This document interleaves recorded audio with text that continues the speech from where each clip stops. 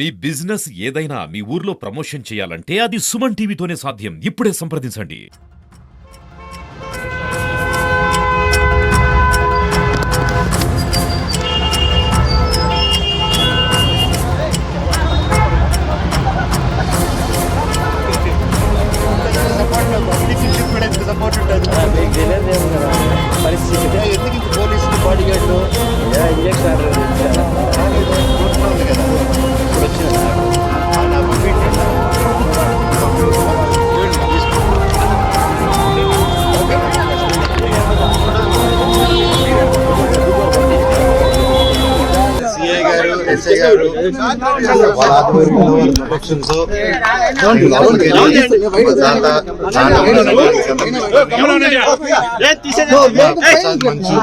సమాధికి దండం పెట్టుకొని కొంచెం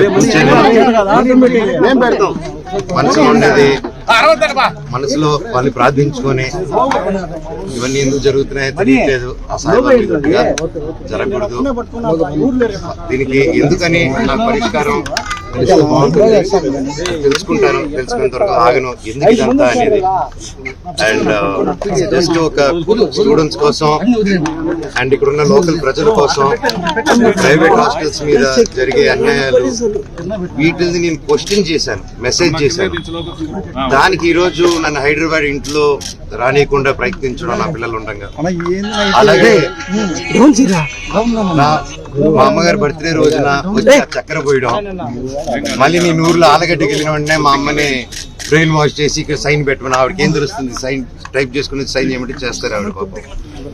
అలా చేయడం ఇలాగ వరుసగా చేసుకుంటూ వచ్చి ఇది ఎంతవరకు దిగజారిందంటే 2 రోజుల నుంచి ఫ్యాన్స్ ఫాలోవర్స్ ఎంతో కష్టపడి ఎంతో ఖర్చు పెట్టుకొని, ఎందుకంటే వాళ్ళు కష్టపడితేనే డబ్బు వస్తుంది ఎవరికైనా, వాళ్ళందరూ అభిమానంతో అంత ఖర్చు పెట్టుకొని ఇక్కడ మా ఫొటోస్ మా లోకల్ లీడర్స్ ఫొటోస్ అందరిది పెట్టుకొని వెల్కమ్ స్వాగతం చెప్తూ విషెస్ చెప్తుంటే వాళ్ళందరిది ఫస్ట్ రోజు రాత్రి 12వ తారీఖు 13వ రాత్రి 10 చెప్పారు, అన్న ఇలా జరుగుతున్నానంటే సరేరా గొడవ పెట్టుకోకండి మన ఊరే కదా పండగ పూటరా అందరూ సంతోషంగా ఉండన్నాను.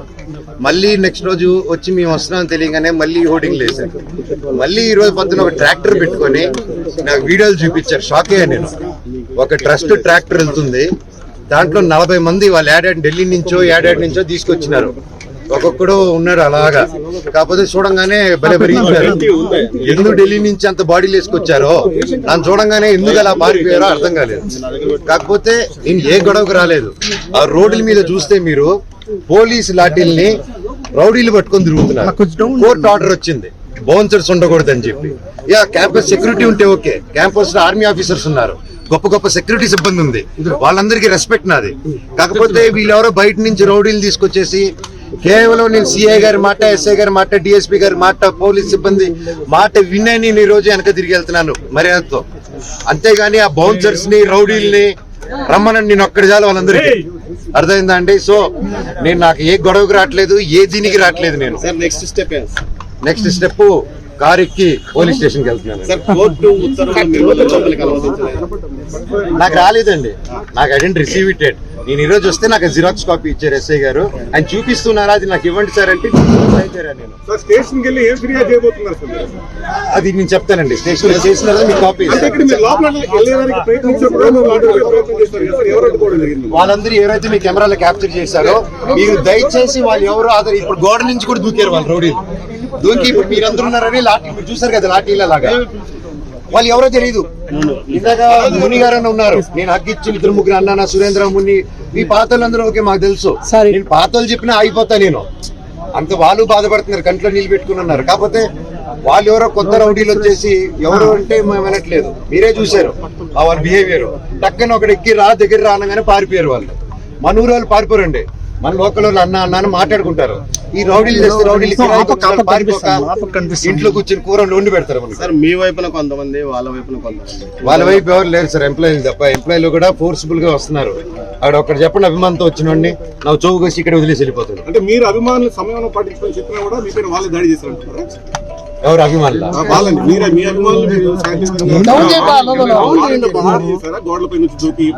వాళ్ళ అభిమానులు కాదండి, వాళ్ళు బౌన్సర్స్. వాళ్ళు ఎక్కడి నుంచో నార్త్ నుంచి తెచ్చుకున్నారు. మీరు వెళ్ళి తెలుగులో మాట్లాడండి, అతనితో తెలుస్తుంది మీకు. చంద్రగిరి పోలీస్ స్టేషన్ వెళ్తున్నా అదే అండి, నేను డిసైడ్ చేసుకుంటే 2 ఫోన్ కాల్స్ తీసుకొని స్టేషన్కి వెళ్ళాలా, లేదా డిఎస్పీ గారిని కలవాలా ఒకసారి మేము మాట్లాడుకొని డిసైడ్ చేసుకొని నేను చేస్తామండి. నేను ఇక్కడే ఉంటాను, ఉంటానండి. 2-3 days ఉంటాను, ఉండి నేను చూసుకుంటాను.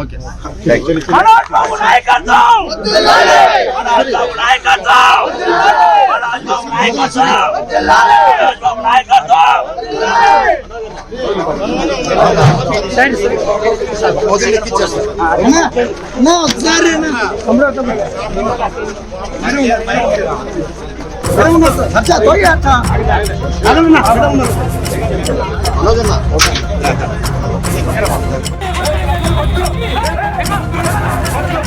Marca!